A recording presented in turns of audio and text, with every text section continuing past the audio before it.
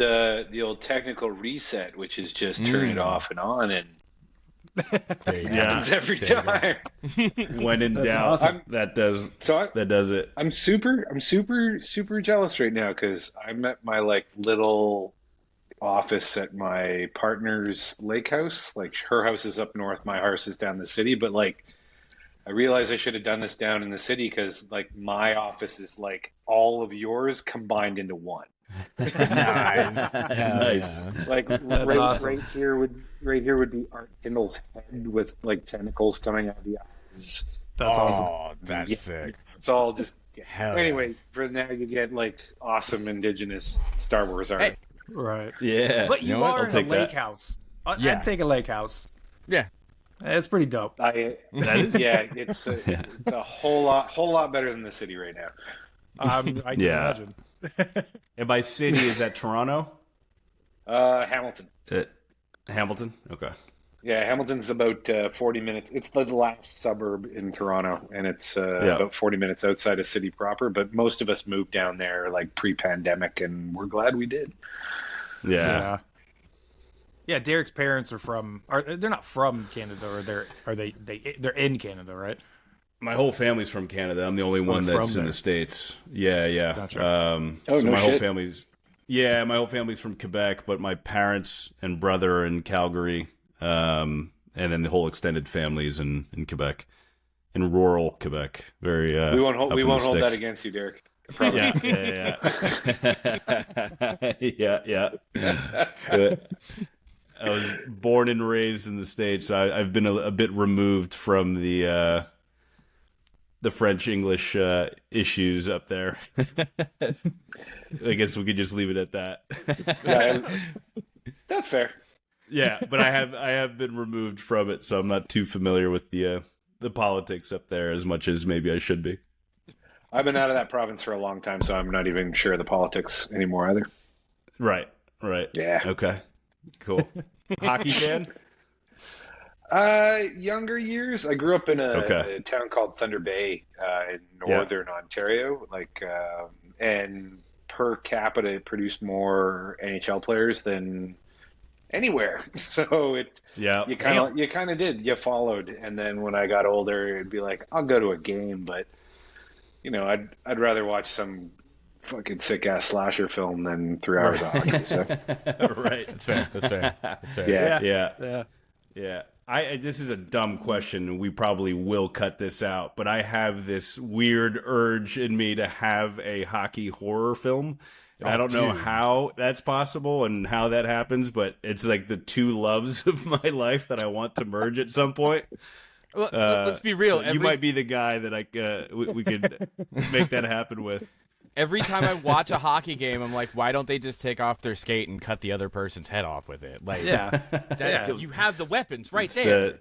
It's the start of the movie right there. Yeah. well, is it the end of last season or the beginning of this season? The guy got kicked with the skate and killed.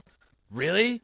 Oh, yeah, whoa, yeah, really? That was in the UK. Yeah, it was. Yeah, that was bad. That I'd never seen anything like That's that. I mean, I've watched crazy. hockey my whole life. Never seen something like that. The dude got charged with manslaughter. Damn. Yeah. That's crazy. That's how real Rightfully that so. was. Rightfully so. Damn. 'Cause that was intentional. I mean, he just drop kicked the guy with a skate to the throat, and that was bad. I know. It kind of it writes itself, though, right, guys? Like, Yeah. Right. Yeah, it really does. Yeah. It really does. Yeah. I see duct tape on the end of a stick with skate, and Yeah. it's Right. It's Leatherface's chainsaw right there. Yeah. Exactly. It's that iconic all of a sudden. Right. You could see the Halloween costumes and the props being sold at Walmart the next year, right? Yeah. See, the trouble is, how do we make the Zamboni kill actually interesting? Oh, dude, I could think of a million ways. Okay, I mean, you have there to we go. See, that's the important part. Like at some point there's a lot of zombies and they're just mowing them down with the Zamboni. Right. Right. Because you just need and I see you've got Dead Alive up here on your. Oh, you yeah, basically yeah, have like three of my absolute favorite films are like displayed perfectly up there. The Thing, that, and Texas. But it, Hell yeah. yeah. When you think about when he goes in with the lawnmower, you'd be like, imagine that with a Zamboni. But instead of him swinging it, he's steering it really slowly. Yeah. He's maxed out at 5 miles an hour. There's just blood spraying out the back. Yeah, perfect. It's perfect. It's perfect. Right. Yeah, that scene in Dead Alive, man. Every time anybody brings up, we need to send you one of our Dead Alive shirts because I'd definitely wear that. Yeah, you would appreciate it. Yeah, for sure. But yeah, I mean, every time I end up watching that movie, I look at, especially that you mentioning the lawnmower scene, it's so insane that happened. That somebody made that scene. All these years later, that's the one that I always go back to, where I'm like, I don't know if anything can top how ridiculous and over the top and fucking epic that scene is. Yeah.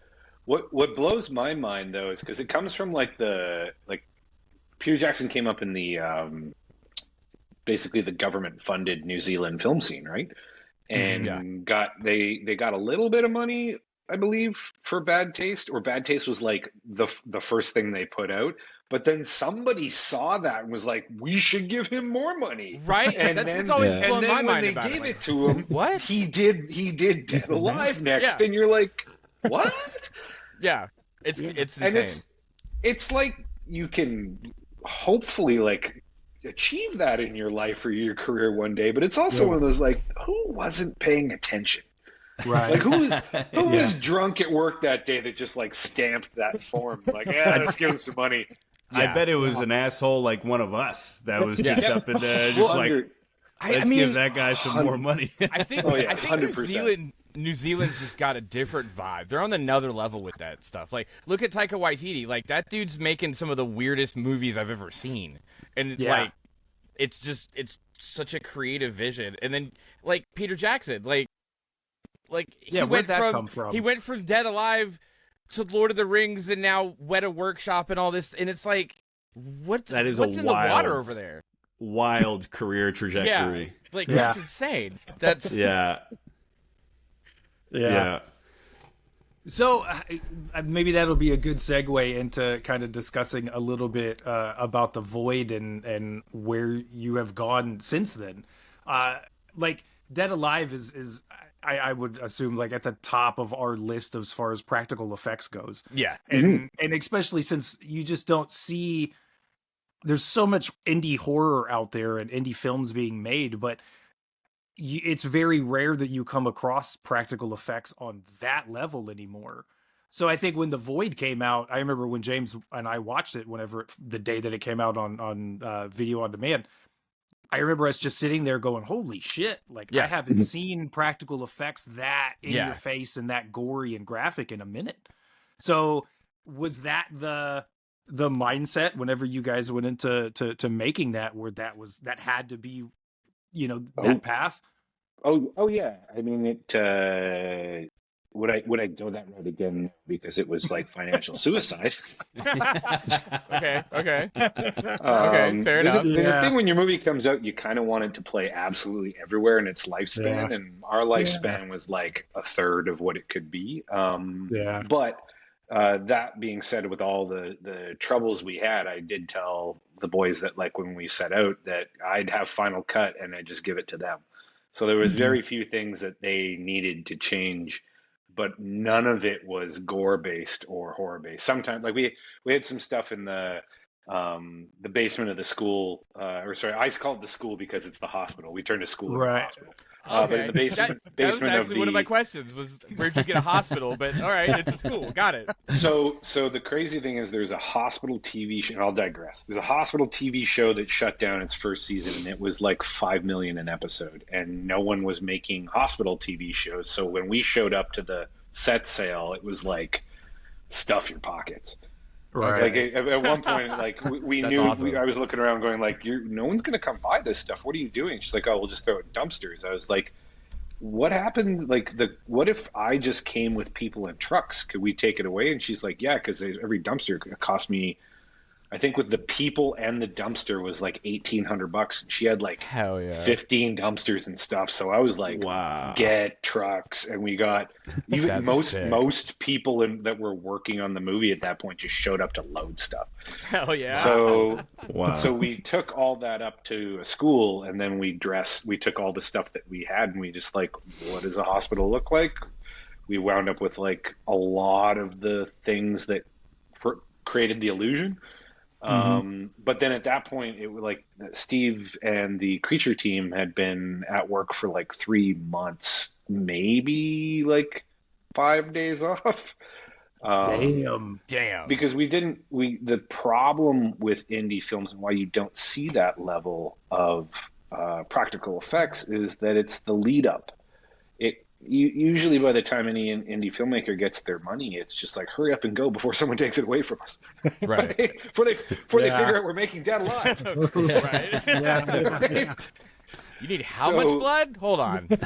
Yeah. So we knew that if we were going to succeed, we needed to start really early. So before we even had all our financing together, all our investors, we started, and some of it was a bit of my money in the bank account. Some of it was Steve's goodwill with the community. And then we did our Kickstarter, Indiegogo. Yeah. So long ago, our Indiegogo campaign. And that was literally to like pay for all that stuff. And even then, I mean, we did like an $80,000 or $90,000 campaign, but once all the like perks are gone and the service takes their cut and PayPal takes their cut, I think we had like $55,000. And Steve's vision for the movie was $1 million in practical effects. Wow. A little short. So a little short. They started off, the first weeks were like, we're going to do this like we're making, a $200 million movie, which you obviously want to encourage. But then when the bills start coming, you're like, we need to figure out different ways. And because Steve came from that in the beginning, and a lot of those guys came from like very scrappy beginnings, they just kept the vision, and they're like, let's just pull out all the tricks. And it constantly that was the thing on that movie, would be like old tricks. Just go to the old tricks, the old tricks. The old tricks. Because it's about like some of the sequences that Steve put together, it's like 8 to 10 pieces of a creature or camera or the flickering light or stuff to make the illusion. But once you plant that seed in the audience's brain, they fill in all the gaps for you. And like, it's funny because the one thing to me that is still the most disturbing, we were the most abandoned film on Netflix to be returned to. Right? Really? Like, how's that for a stat? Like, that's a cool. That's pretty good. And I'm with the execs. I'm with the execs at Netflix when they tell me this, and I'm like, oh, it's definitely the when we go into the red room for the first time, and they're like, how do you know that? I'm like, oh, well, that's usually in any movie. That's where things should start to be explained to the audience and make sense. And we're already hurting everyone's brain, and that's when we go, guess what? We're still going to keep hurting you, and I never kind of put two and two together until we were watching one of the first cuts, but my favorite piece of practical in the whole thing is just a dummy. And we call him Wholehead. And it's the guy who's just smacking his head on the pipe, right? Yeah. And that's just, I can't find any photos or video of the guys doing it, but it's a torso and a head. And just off camera is just somebody doing this. That's amazing. That's awesome. That's all it is. And then it's like puppetry, right? And all they do is turn it. And to me, it is no matter like all the prosthetics and all the other things.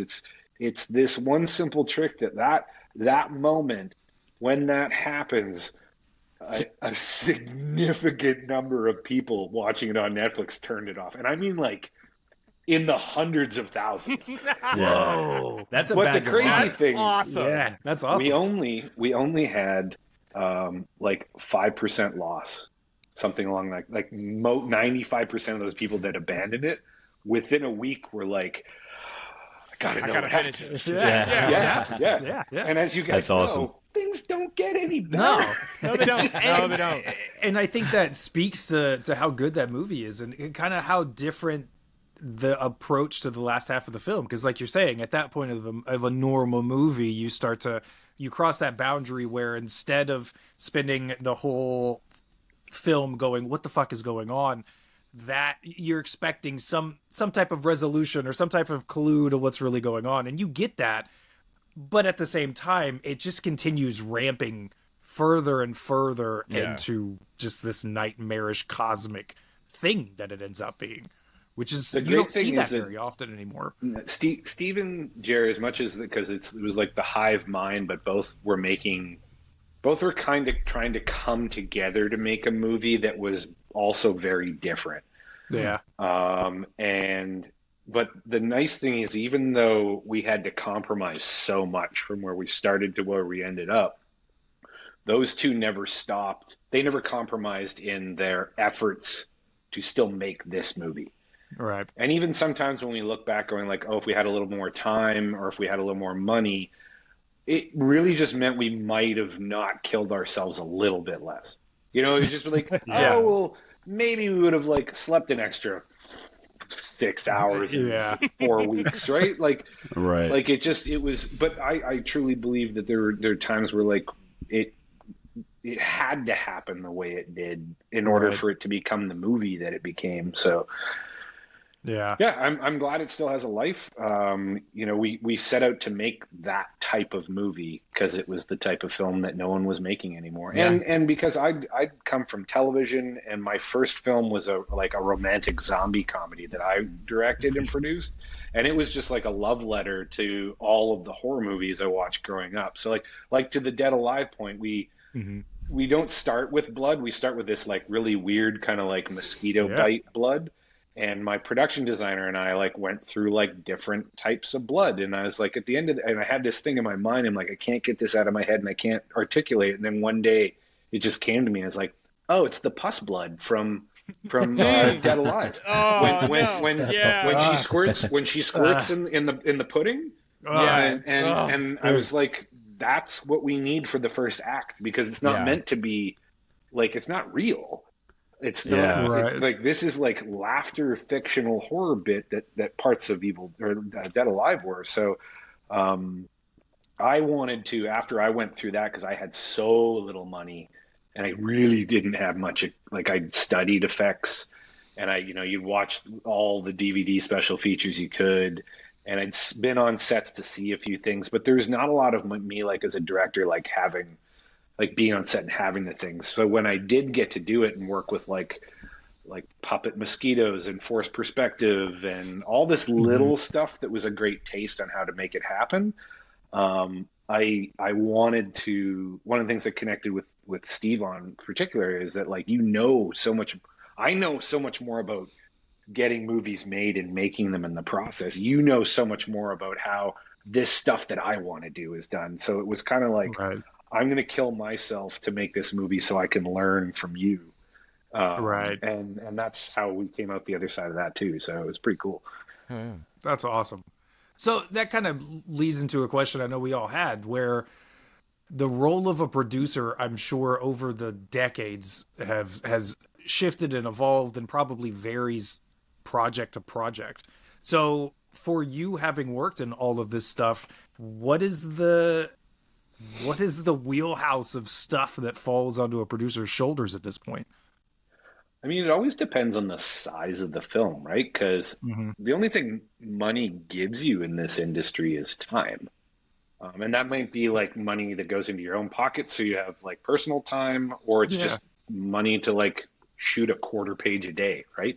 Right. Or in some cases of like, John Wick movies where it's like 2 lines a day. Right? Like it's just it's that big. But when you're operating on these smaller budget movies and you're trying to be really scrappy, like you wear more hats. You try and like I learned legal really early on, only because I only wanted to engage my lawyers when it was like, I don't understand this, or can you just review the work I've done?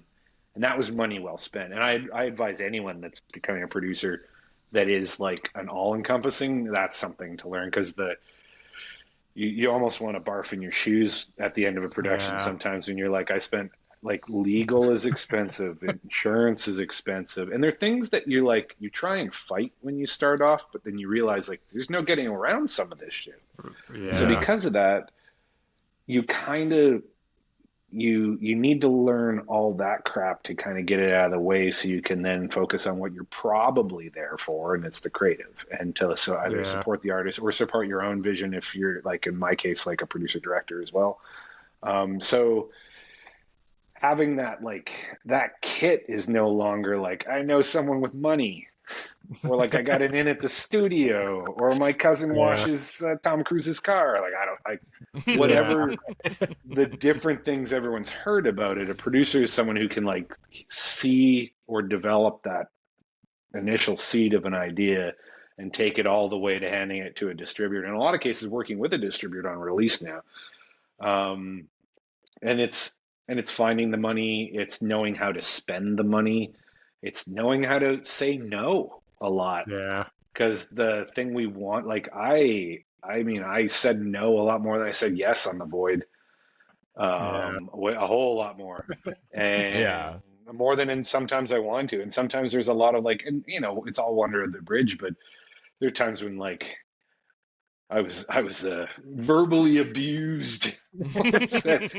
It's also one of the only positions where you're like you're the boss, but you take more shit than everyone else Yeah. because like you can't. I'm like, well, you've angered me. I'm going to fire you now, and then you're like, but now I have another problem.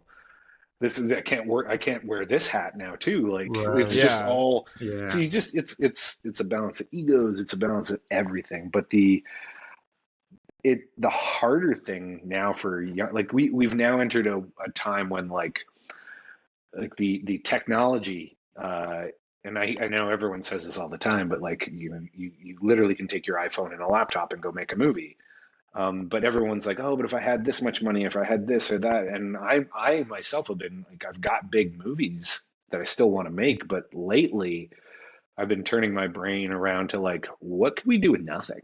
Yeah. Right. Like, what are the Right. assets that, like, you know, those three movies you did and you have stuff sitting in your storage space? What could we do with that? Yeah. Who just bought a Sony FX3?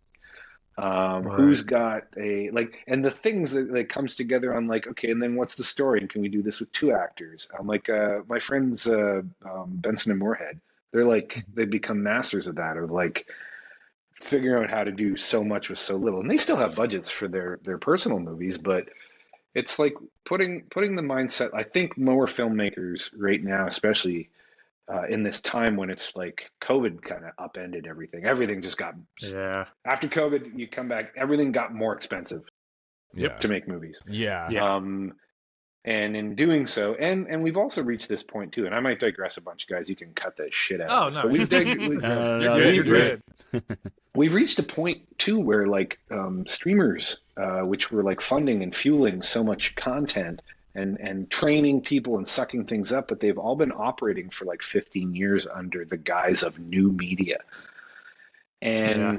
And what's Yeah. about to change and what's about to make movies even more costly, unfortunately, is that there's about to be a balance in the cost of making their product because crews cast a little bit. Cast just won a big battle, SAG did, Right. but the crews themselves, which make up a significant part of the cost of making those shows and movies, have been working like less than minimum wage. Yeah. So as like younger filmmakers have been talking to me or meeting with me, I've been like, don't look at like how you can go get a job and be on set or how you can like earn a living doing a thing, unless that's what you want to do. If you want to Right. make movies that's just being part of making a thing and not make your own stuff, go do that. Get, like find the thing you like doing on set, sink your teeth into it, do it better than anyone else, and you'll have a career. But those that want to make their own thing, my advice now constantly is just figure out how to do it on your own without any permission. Yeah. Yeah. Like don't like the like I don't want to write a script that I have to then go take to someone and sell my idea. Like please give me like the Yeah. begging to do it anymore has become Right. it's almost becoming unnecessary. Like Right. I talked with a young female director a couple weeks ago who doesn't have like she's a short but she's got no TV experience, but like I truly believe she's incredibly talented. but it's one of those like, you know how hard it'll be for me to go out and find a significant amount of money to make your thing. But if you were to like keep writing and keep like learning and keep practicing your craft, even if you will, in your mind, and save some money. And if you got a little money here and a little money there, you like put it together and be like, I have $10,000. I'm going to make a movie for $10,000. And that's your budget. Right. That's all you have. That's what you work with. But you can find all like when I was coming up, like getting a camera was so costly, and film, even when digital switched over, digital was so costly. And then you had to like know someone who worked at an editing house who could get you in the back door at night to work on the Avid. And all of these things, it was like, it was mid six figures to make a movie 20 years ago. Now you can make like, what was Skinamarink is the worst example of like go make a movie, but it's also I put it forward always just because like they had a vision, they wanted to make a thing, they put it on their credit card and just went and did it. Whether or not you like it, they did it. You know, a second ago, whenever you said just go do it and don't ask for permission, the first thing that kind of came to mind is Maniac. You know, them not having the money to go get a permit to go fire a shotgun in the middle of New York. So it's fuck it, let's just do it anyway and then leave real quick. You know, that's such a product of not being able to have access to either the permission or the money or the ability to do it. So fuck it, let's just do it anyway and just do it. And now the fact that things have been able or have become so expensive, it'll be curious to see where that pushes creativity. Because but there's still so many other tools that we didn't have. So you couldn't get any permission, so you ran off and you fired a shotgun and then hope for the best. So I wouldn't advise against doing anything that's not safe, because that's where bad things can happen. Creep-O-Rama does not endorse shooting a shotgun in New York City. but as much as we're big fans of practical. Like if you have to like fire a shotgun in the air in the middle of New York at night, you can get a toy shotgun and you can go act it. And then if you don't even know what you're doing, someone in your network might, or you could hop on fucking YouTube and figure out how to make that shotgun blast work. And it's a little audio. You didn't need to go risk it, but it's the same mentality. You can do those things now. It's just the like assemble a whole bunch of people together and put them at risk. That's the stuff I don't believe. No, if you want to put yourself at risk, there's a movie called Skywalkers that like blew up at Sundance. It's a doc about like people that climb big buildings. And it's a love story about a couple that do it, and it the photography alone is like, I've seen a bunch of shots in like before the trailer, and it's the type of stuff where you're like, oh wow, like it's so they did all of that on their own before a production company was like, now let's turn this into a movie.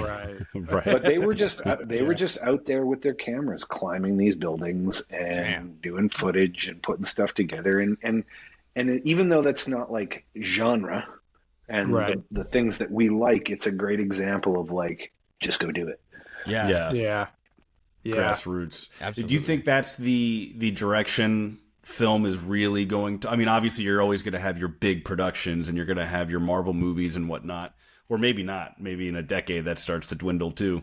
But is that the direction that a lot of filmmakers are going to be going in, to just be a little more self-funded, way much lower budget? Because we do have access to the technology and we do have access to somewhat distribute, right? I mean, we have the internet to get your views.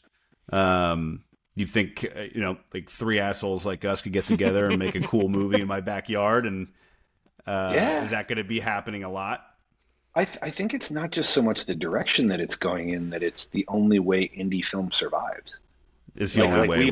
We are like reaching a point of like, it's like survival, because it used to be, it started with the drive-ins and then it blew up in VHS. Like there was a time when so many filmmakers got to make the coolest shit because the producer had already made their money before a frame was shot. And Right. all they needed was a tape and a box to put on a shelf that had a really cool poster. Like I always throw back All to of this. Mother's Day. Yeah. Mother's Day is one of the Yeah. ones that got Oh, me the yeah. most as a kid, where it's just like, and still it's a terrible, terrible movie. But I think I walked past the box 2 or 3 more times in the store and was like, I'm gonna rent it again. And it was that thing that pulled it in. But that was an outlet by which we could practice the craft, and there was a certain amount of money there, and it was that whole Roger Corman school of like, just go do something, and like, it may be good, it might not be good, but you'll be given the opportunity. That's becoming further and fewer between, because the cost of making those things the right way, with corporate overhead and insurance and legal fees and bank fees and on and on and on, wind up putting it in a totally different spot. But if you're like, you got a great idea and you can shoot a little cool demo and you can throw that up on Indiegogo, and you can say to yourself, I know what I'm going to spend the $50,000 on, and it's going to be like, here's my insurance package, here's the camera I'm going to buy. I'm going to find someone who's emerging in effects and not pay them any salary, but give them $10,000 to buy materials with. Right. Because that's the other thing too about practical. practical. Long way with an effects guy. Right? Like, if it's those things that I'm trying to encourage people that are coming out the gate to be like, try that out before you go waste 5 years doing something else. And I'm hoping, and a bunch of us are hoping, that this kind of thing inspires people to, like, you might fall on your face. You might make something that's like half okay. We're like, oh, we see where you're going with that. We can justify getting behind you on the next one, or we could figure out what went wrong and like make sure it didn't happen. But it's those calling cards of movies are becoming more and more and more important. And I think if filmmakers don't keep doing that, and doing it more often now than ever before, that there's this mid tier of movies that we all grew up on that people still really love, but it makes zero financial sense to make them anymore. Yeah. It's unfortunate. I can understand. It is very unfortunate. Like, hey, if I was like, came from a shit ton of money, I probably would like not work, and I would just make these movies day in and day out, not caring about like how my bills were paid. Right. Yeah. Yeah.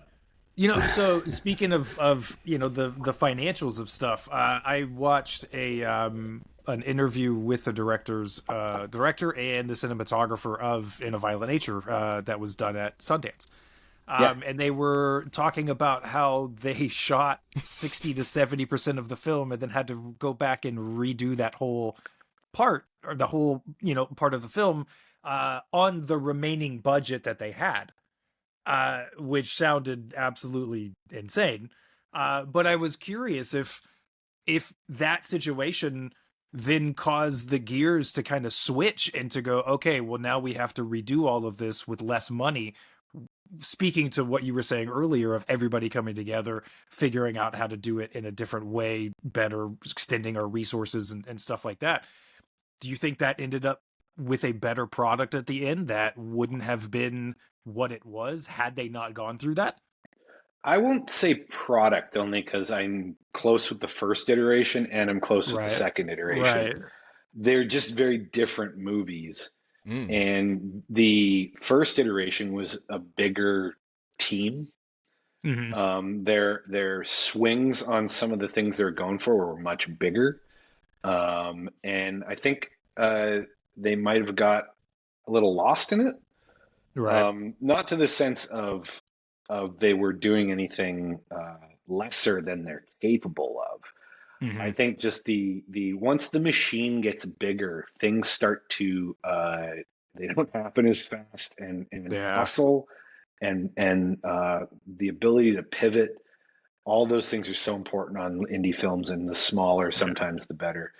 And it really came down to there were two sides of it.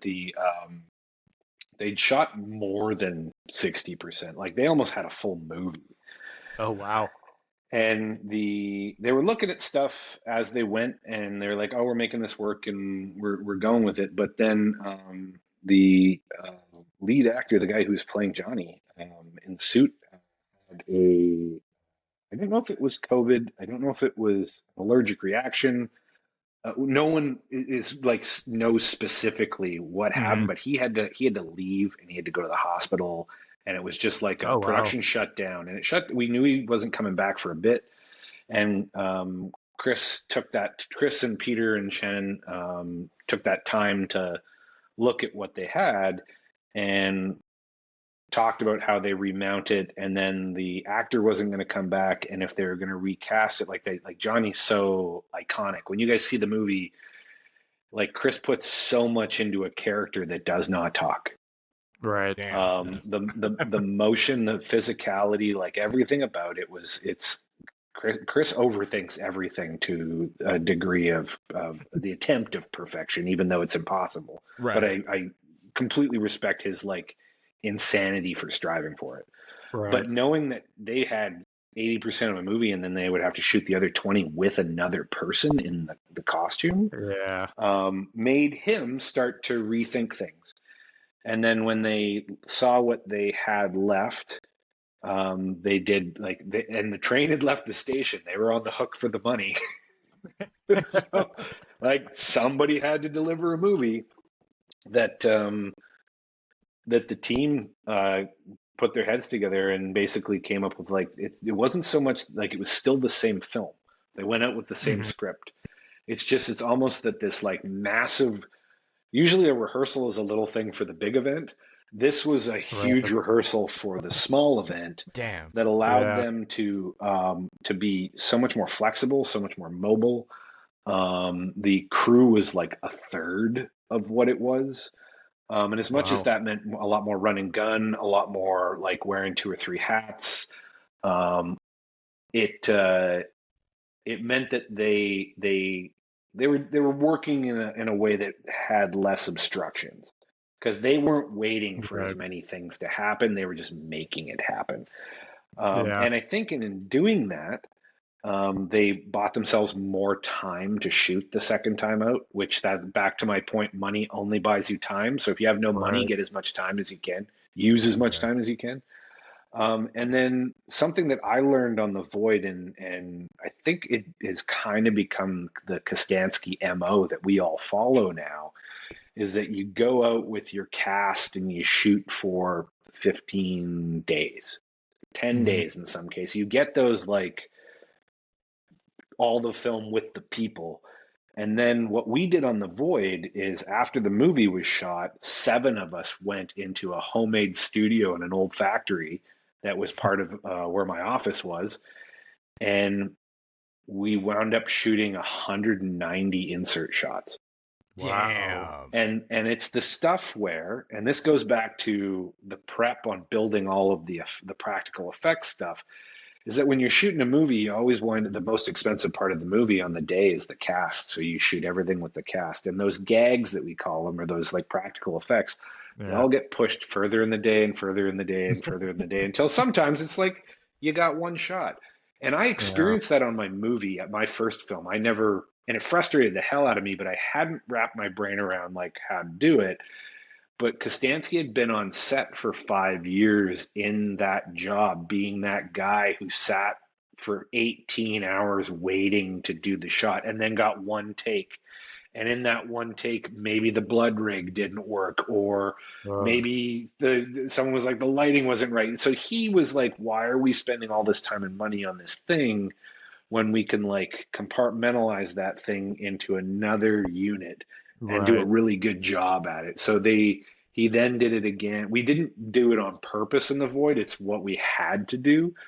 But then he since did it on Psycho Gorman, which was super low budget, but like all of that crazy stuff that happens, and that was all the second team going back and getting it.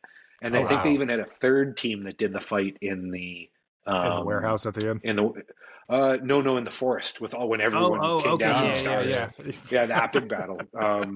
So then with in Violent Nature, it pretty much came the same thing, where there was the most iconic kill in the movie you're going to find was the very last thing shot.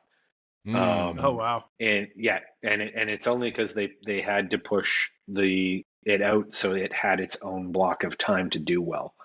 And even was that the intention? Just way before that happened, did you know that was going to be the case?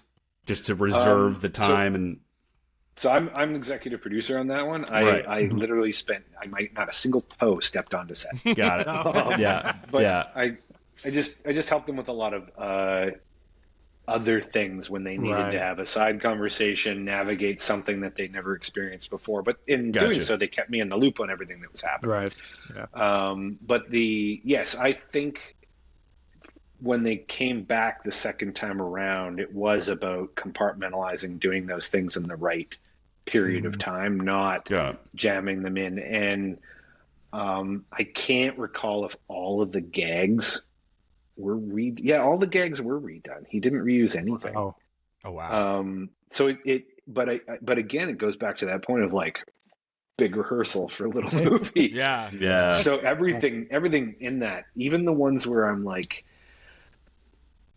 there's only one gag that I'm like, I don't know about this. If my brain is like, knows it's fake, so it's not believing how real it is. But then watching it at Sundance and watching everyone's reaction to it, I was like, oh no, this is fucking people up. This is really like messing with their brains right now. So that's awesome. So it's you know, there's a moment in the trailer. There's a moment in the trailer. I went back and watched it again a couple hours ago. There's a little moment where the killer walks up to a girl and she just happens to look up, and it's that split second of recognition that she has before she starts screaming. And for some reason, like, that feels so real that it makes me feel awkward. It makes me feel weird. So it's like, because, you know, everything is so over the top in a lot of slasher films where it's like, it's just so over the top that it doesn't feel believable. But there's like this human element in that moment where it's like, oh, this person's taking just a second to process what's going on, and then the panic sets in. Chris directs it all so spot on like that. And there's times where I feel that like he was making a documentary more than a movie sometimes. Where it's like, that makes sense. Yeah. Even the ending is going to have people like scratching their head. Nice. And I won't use his words, but it's just his justification for it still to this day has me like nauseous. And it's hard. And you guys like me have seen and watched it all and many times over. Yeah. And there's a lot of things in this film that Chris did that are it's not playing so much on the limitations, because he did have a free reign to do so much because it was just his movie. There's no like executives breathing over his like, that's too much blood, and we see that blade too long. Like, would they really say that? All of what's in there is Chris Nash. Nice. But to the point that I think he really wanted everything in it to like hit as believable and as real as it could be, even though we're dealing with like a guy coming up back from the dead. If you've read interviews, like Friday the 13th Part 5 is his favorite film. Like, this is of those films. This is not a movie that is an inception or the starting of the story. We're landing at like the third movie when we see this.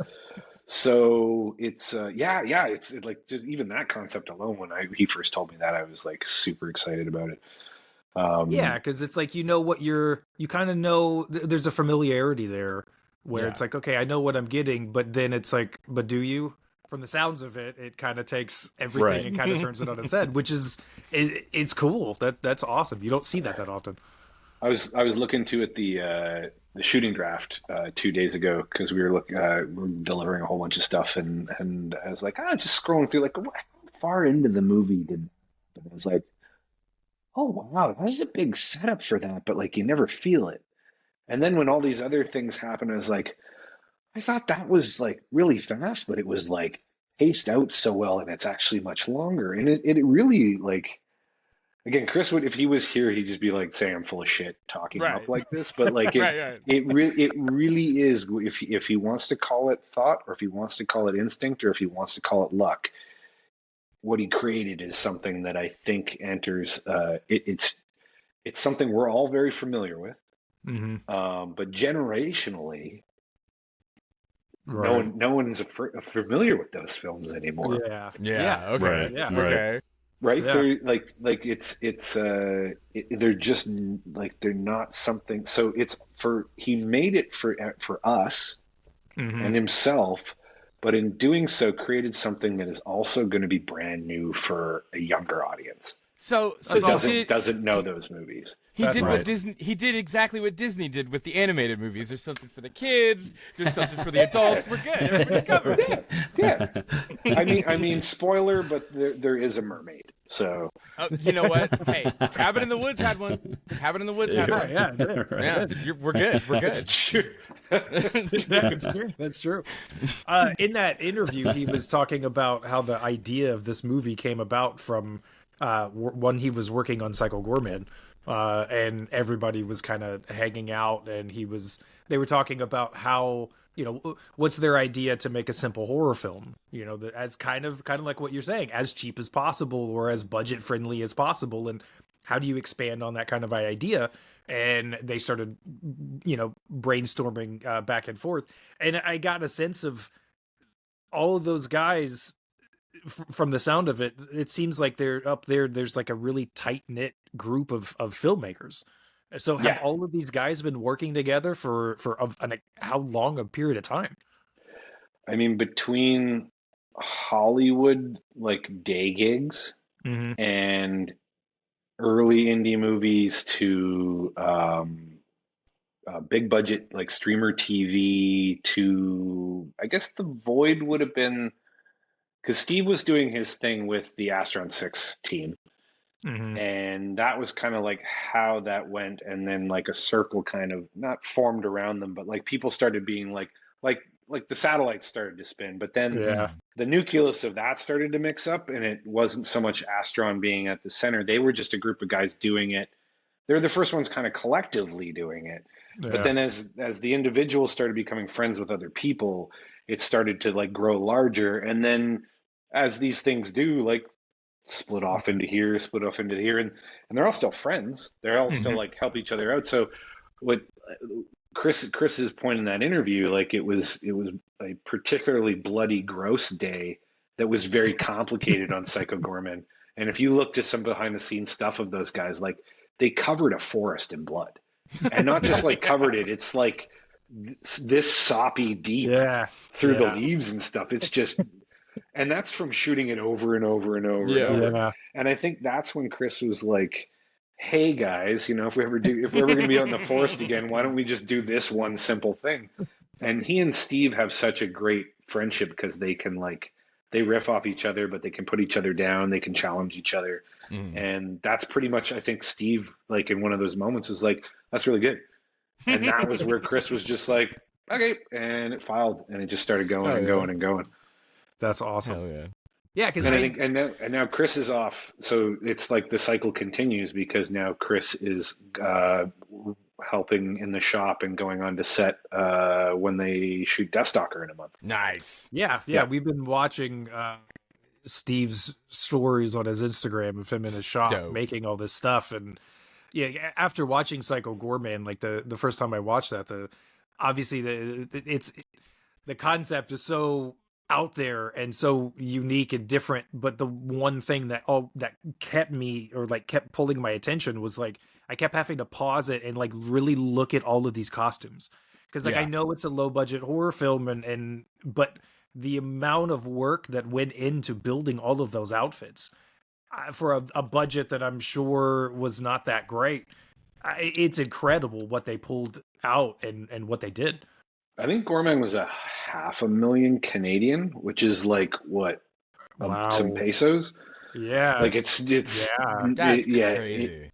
it again, it's like setting the whole let's go shoot for 15 days, let's be non-union, let's do all this stuff. But I think one of the things that Steve's community, the practical effects community, is that there's a lot of them that don't get to do stuff they really want to do. They create cool shit all day long, but the movies, the things that really like inspired them to become the artists that they are, like they all rally to him because they know that all ideas are on the table, and it's just like Steve is so good at saying like, here's my idea, and at the end it's still Steve's idea, and you can, and if you were there in the room, you're like, that's exactly what he asked for. But by the time it goes through the Kostansky machine, all the others that have come on to like build it up and further, like the fetus monster in the void,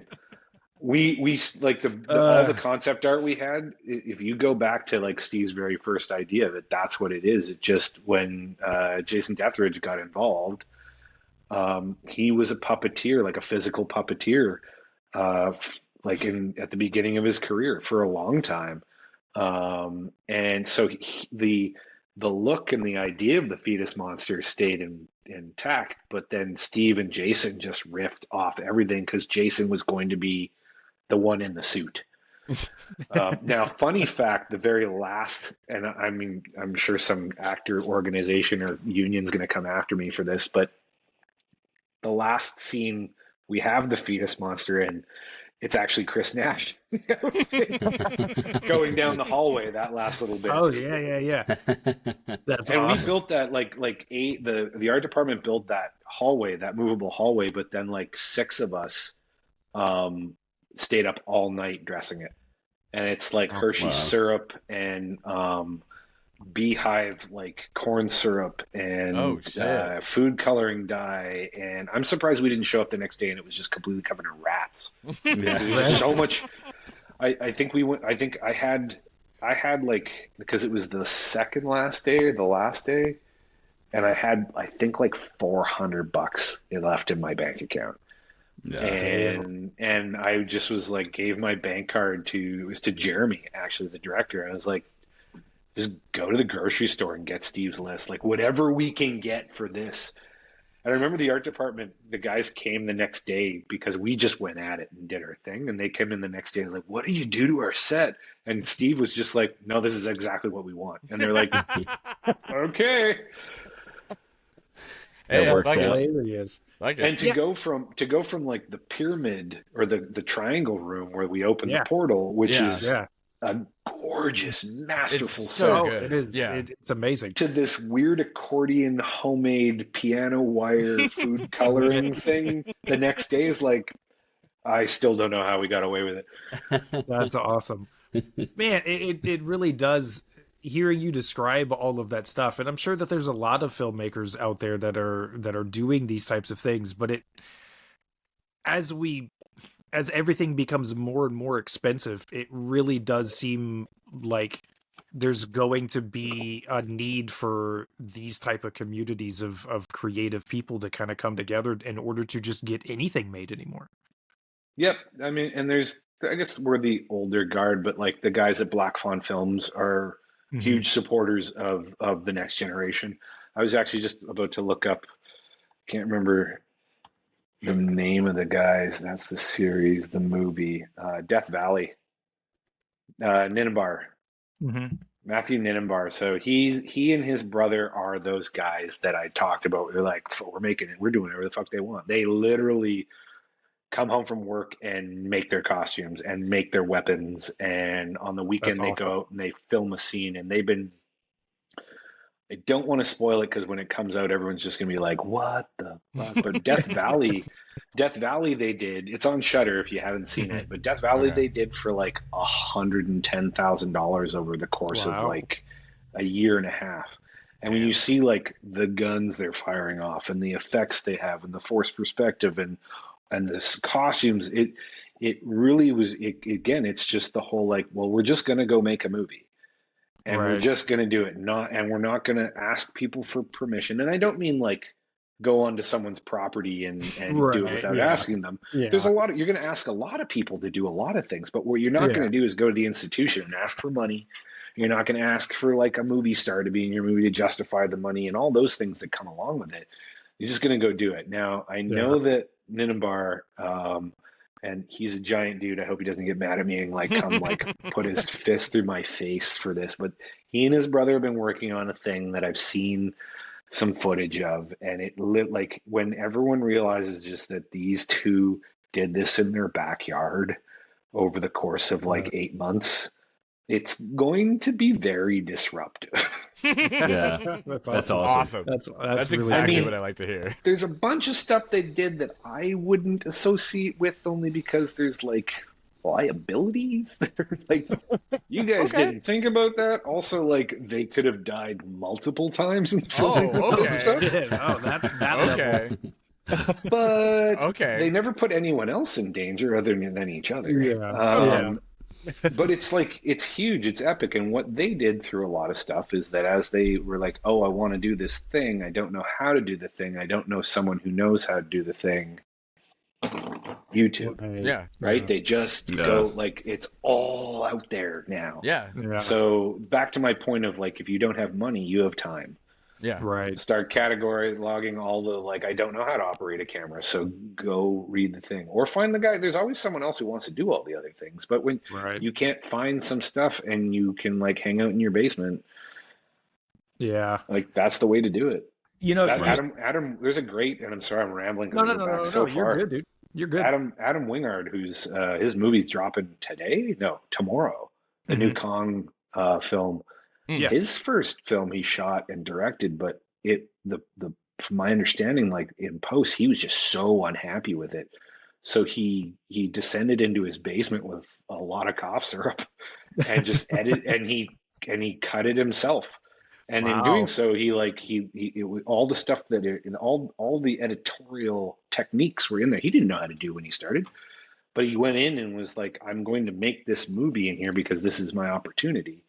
And he operated like that for a really long time, like super low budget, not a lot of permission, but bringing that community that those guys had together, that him and Simon had together, that's how all that kind of came about. And in doing so, they grew into, half the people that made those movies now are all huge in the industry. I won't say Hollywood because they all do Hollywood stuff and some of them are still fringe, but they're making a good living and they're allowed to make their thing. So that's the way to do it. You mentioning the permission bit, it also, kind of, I think, seems to shed light on the more indie you go and the more you do these types of things that you're talking about, the less you also have to try and pitch a story to a larger studio to where have the story make sense, or it's got to hit a certain type of thing. It's got to do this and this and this.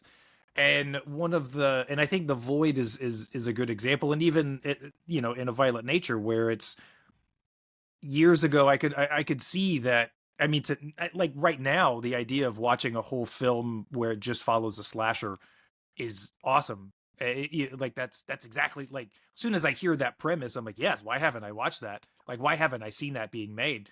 But I can imagine that being a hard sell to a big studio, that because it is different, it's not what they want to see.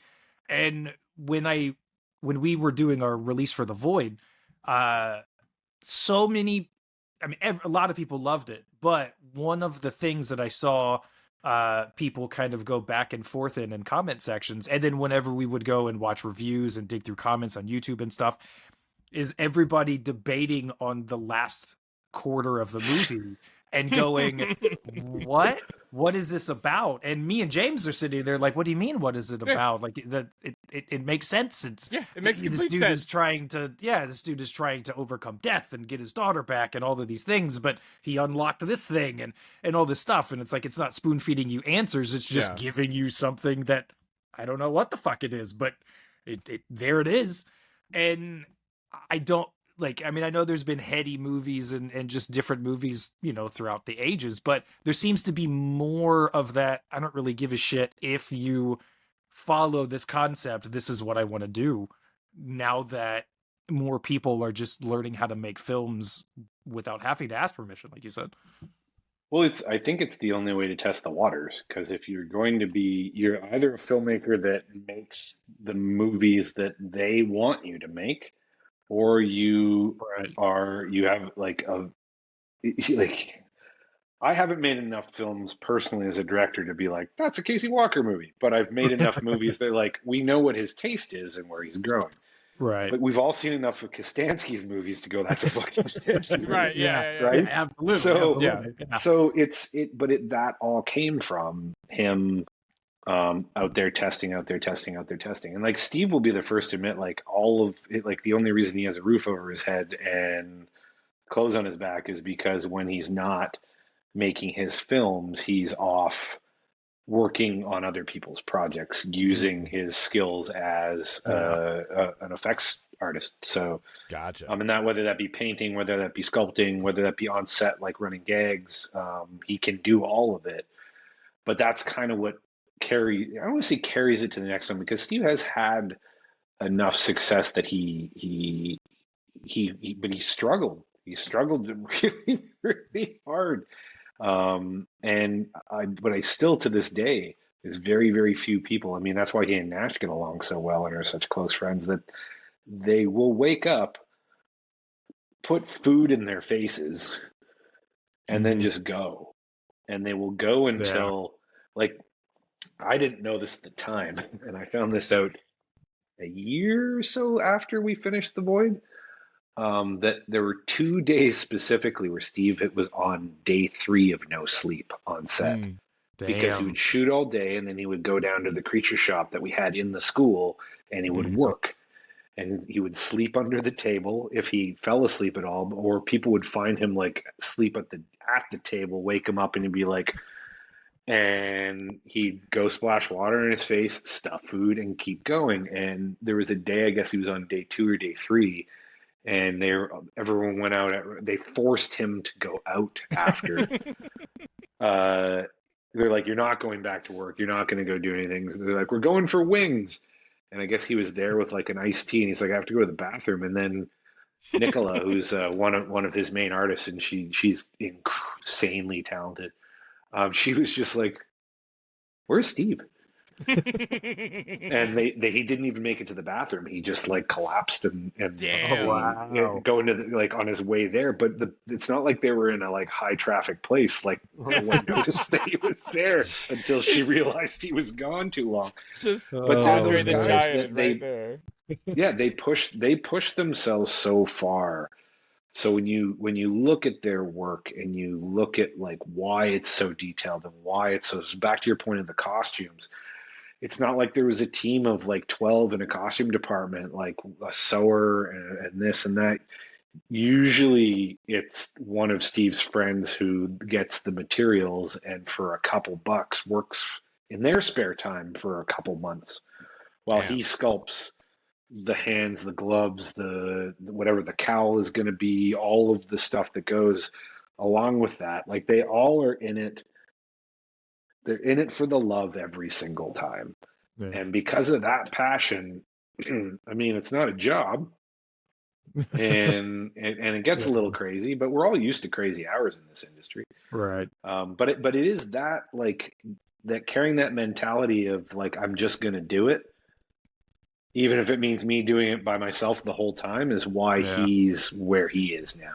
Right. And I would imagine everybody on set feeds off of that energy, right? When you got, or is it my, some feed off it, and others are like, I didn't sign up for this.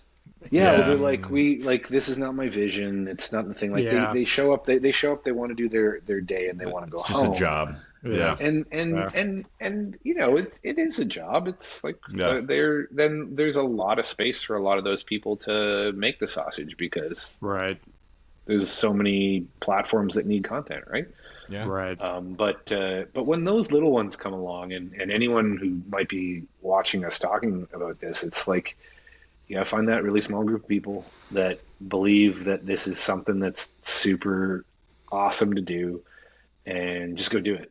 Like Joe Begos, that's another great example. Mm-hmm. Begos, like those guys when they did what's their first movie? He and Josh made. And this is a great example again of just a couple friends who grabbed a camera and went and made a movie. And their first movie, they were in Midnight Madness. Oh wow! Mind's Eye. Oh, okay. Yeah. Joe's the camera operator, the cinematographer, the director, the producer, the writer. right. Joe's another one of those guys that is. Oh, he did VFW. Oh, yeah. okay. Oh, okay. Yeah. And my new favorite Christmas movie, Christmas Bloody Christmas. Yeah. Yes. Because robot Santas killing people. Come on. Yeah. You can't go wrong. Yeah. It's great. But Begos is one of those guys too. Like people like tell Begos to pump the brakes because he's just so go. Right. Like he is a machine because he loves what he does. It's not a job to him in that regard. Yeah. So. Yeah, I think there really ends up being people that are involved with any type of art or creativity where it's like not to say that the people who are working on set or on any other thing that kind of that's just their job, but then there's the opposite side of that where all of this stuff is more of an extension of just themselves, where it's not about money, it's just about the fact of creating. And those type of people, like, you can go and go and go and go and go and it just doesn't stop. And that's a very I'm sure on the outside, even running our business, it's just the two of us, and it's endless hours every day, all day, endless. But I mean, what else would I fucking do? Right. Yeah. I don't. I've done those other things. I don't want to go stock shelves or work in a warehouse. Yeah. So it's like, okay, well, if you don't have the team to break every little thing up and staff every little thing, then I guess you just have to do it yourself. Yep. And as entrepreneurs, it's not like you guys had a vision of like, we're going to come out the gate with 200 employees. Right. Yeah. You're like, it really, the first question anyone should just be like, how do I get this done? Write something that you're passionate about, or a friend that you're close with wrote something that you can be passionate about, because you have to live with it. Right. Yeah. You have to live with it for so long. And that's one of the things I loved about what you guys are doing is like the art, like you guys are not like, hey, we're just going to like do this thing that everyone else is doing and chew it and spit it out. Like, you take everything and go further with it. And that shows like a passion, not just for the films that you guys are going after, but the genre itself. Right.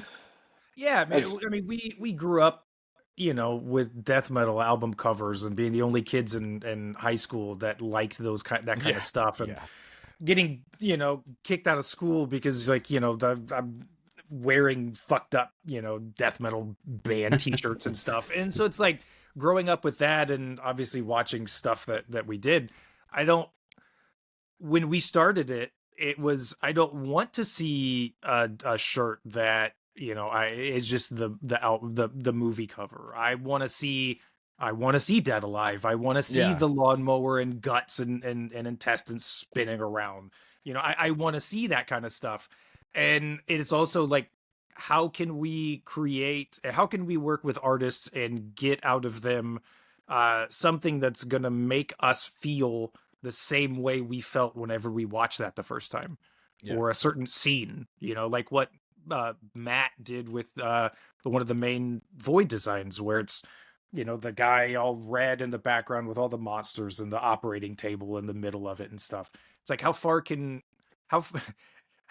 we push that? And I think James agrees with me. Is like, I want people to go, I don't know if I want to wear that on a shirt. Yeah. Which makes me want to wear it even more. 100%.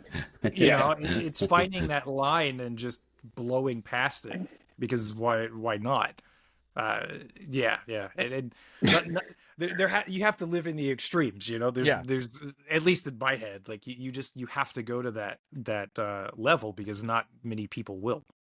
Well, and I think what you guys are doing too in a space that is, I don't want to say it's crowded, but in order to stand out, it's just like a young filmmaker coming out. Like you got to make something you're passionate about, but you also have to do something that is like that gets attention because there is so much noise. There's so much noise, and it's like noise with everything. It's not just like one specific spot or genre. Like everyone is so distracted by so much everything all the time now that if you're not thinking about how you cut through.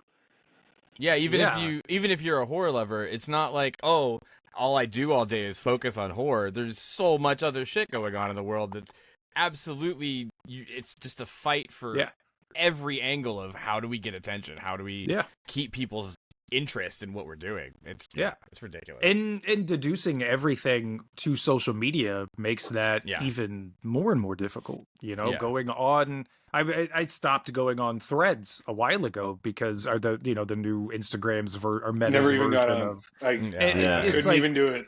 And you post 8,000 9,000 followers and you post something and it's got 2 likes. And it's like if you focus on that long enough, you'll go crazy. You gotta pay to play, man. You gotta pay to play. Well, no, they don't even have paid ads on there yet. Oh, right. So, they haven't even figured that part out. No, I mean, I'm literally like trying to get some of my news, but between what was the flip side was the other. They just dropped everything at the same time. We're like, I don't know what's going on. Right. 1 sec. I have a question. Okay. I'm being given a time limit. No worries. No worries. But yeah, going on these, seeing how big social media is and how useful it can be, like, the Indiegogo thing for The Void. And you can find communities, you can build communities. We did, for the stuff that we did, we started with a couple $100 and some designs we made from ourselves. Yeah. And then just built it. And it's like, not like we have any money. All my money went to go buy VHS tapes. Yeah. So so you can, as long as you push it, you can build something. It takes every bit of you, but... And like you brought up earlier with streamers, like that's a perfect example. Like there's so many kids out there that are just like, hey, I'm going to get on Twitch every day and stream for a few hours. And then they just build an entire community of people that are like, hey, we just like what you're doing. And like, that has to be the future of making cool shit, right? Like, I think there's like it's between Twitch, it's the self-publishing world, right, that has kind of equalized things where I don't even know anymore if like the traditional way media is ingested is any more valuable. It's just like everything's kind of blending and everyone's trying to figure out how to monetize it. Yeah. But then there's a whole generation dropping, like getting onto stuff online that like my generation will never encounter. And like, so I try and be around a lot of younger people in this industry because it's always the like, don't be afraid to show me what got you excited on the weekend. What's the cool thing you saw? What's this? Because like, I don't want to like fall back on just all the old movies I watched and all the things I grew up on and all those ideas. I find that inspiration comes from everywhere. Yeah. But we have to keep but I'm also not going to spend all my time on Instagram. No. I'm not going to create TikToks. Yeah. I'm not like I want to continue to make traditional media, but to the same point, like the last 3 weeks, I've just been writing a 1-person movie. I write the script. I get one friend in it. I get one friend to shoot it with me. It is almost an ASMR because I really love the sound design that they did in A Violent Nature. I'm like, what if I just didn't worry about recording sound? How fast could we move? And then it was like, it just started being like, oh, and I'm up at this place that's remote. So, but we've seen so many things that are remote. How do I do that differently? And I've got a whole bunch of body parts in my basement at home from the Void. How do I work those in? Right. And my dog is incredibly well trained and she's adorable. So I'm like, what can I do with my dog in the movie that like interacts? So as I'm writing, it's always like, you can shoot for the moon, right? And you can just write all sorts of crazy stuff, or you can look at what you're capable of, like what you've got. I think Mind's Eye is a great movie to go back to for people that want to just like you see what these guys had at their disposal and their understanding of like what was like possible in the filmmaking or movie world, and that's all they worked with. There's like a couple like gags, special effects gags in there that are really well done, but when you break them down, they're incredibly simple. And then there's a lot of lighting stuff that's incredibly simple but really well thought out. Joe's really good at that kind of stuff. And then when you again, that's you realize like, oh wow, there's like 5 people in the movie. They're all friends. They're just friends that like come out like evenings, weekends. They put it together that way. And when you get that one idea that everyone can kind of like, oh, this is cool and get behind. I guess for me, I'm writing this really simple one because of like I just I'm lazy and don't want to go out and ask a whole bunch of people. Right. It's an exercise in like how can I do 80 minutes with as little as possible. Yeah. Well, it forces you to be very creative, and you have to think outside of the box and like truly color outside of the lines as you're trying to piece this together. The movie that always comes to mind for me with that is One Cut of the Dead. Yeah. I don't know if you've seen. Yeah. Just low resources, not much of a budget, and come up with such a creative, unique, cool product at the end of it.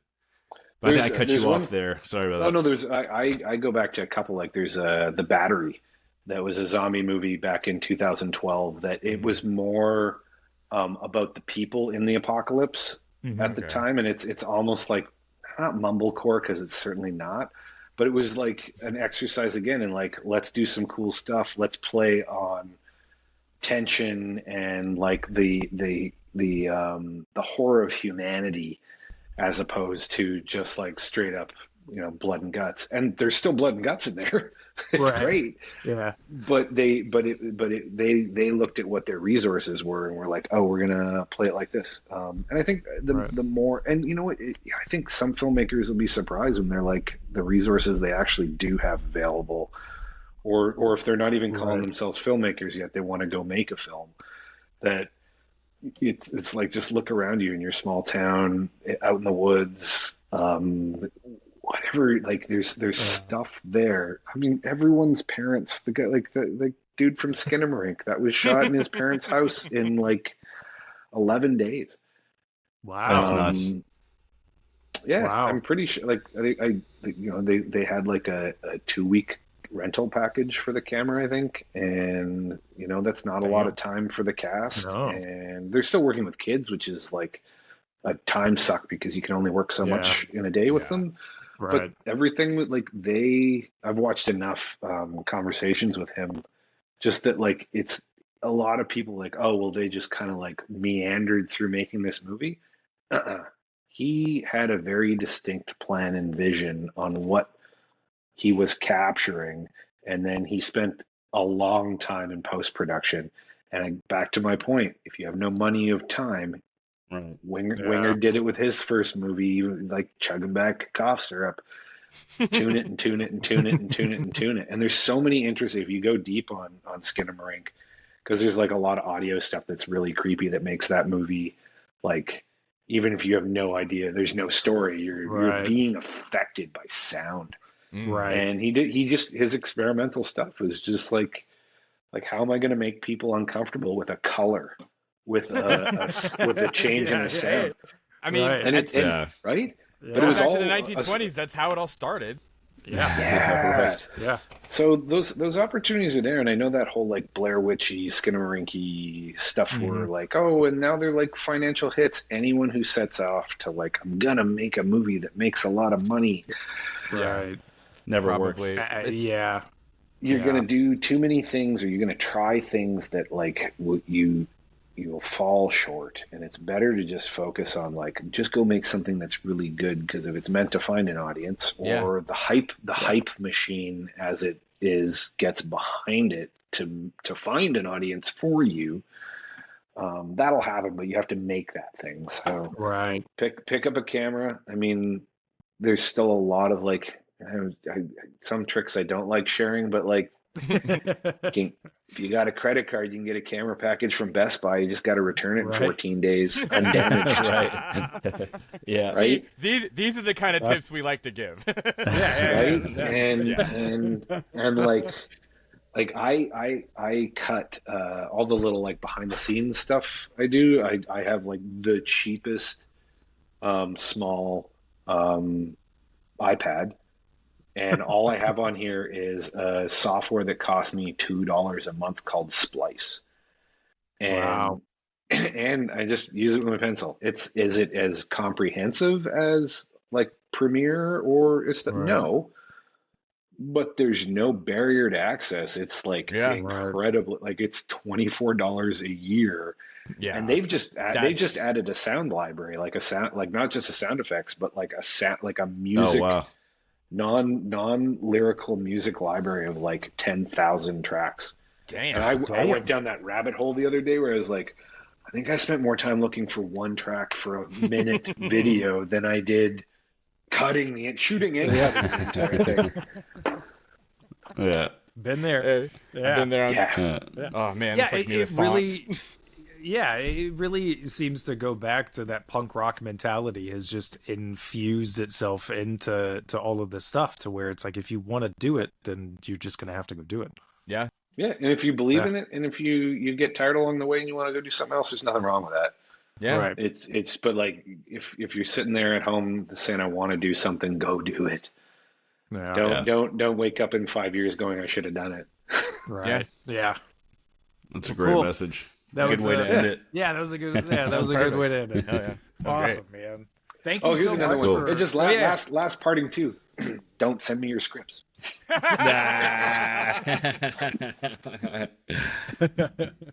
it.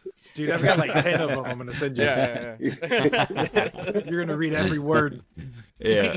I think I'm getting to that age where I'm going to embrace AI only to read scripts to me. Yeah. Yeah. And just to assign weird voices, like tell me the to synopsis. interpret the character, and then read it to me. Right. And then I'll be like, okay, we have something here. That's awesome. Yeah. That's awesome.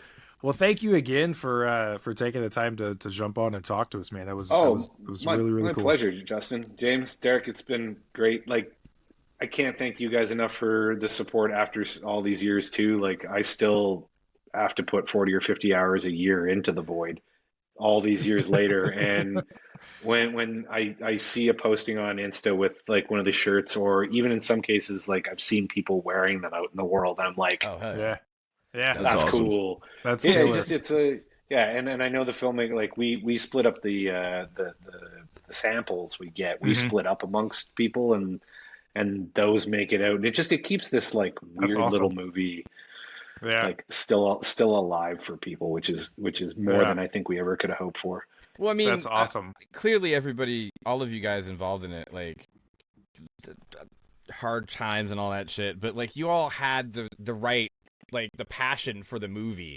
Like you knew what you had, you knew what they were doing, and they knew what they were doing, and that's so evident. I think that's why it's being carried on by people, you know?